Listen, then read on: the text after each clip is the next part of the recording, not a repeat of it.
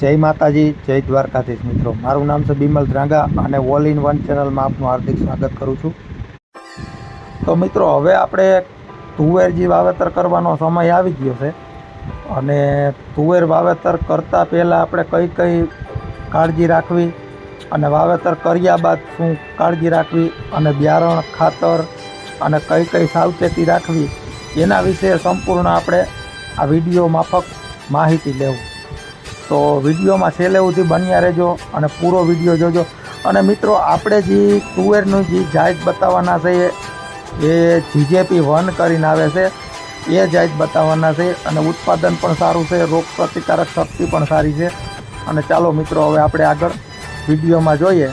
અને હવે તુવેરનું વાવેતર પણ આ સમયગાળા દરમિયાન જ કરવું જોઈએ।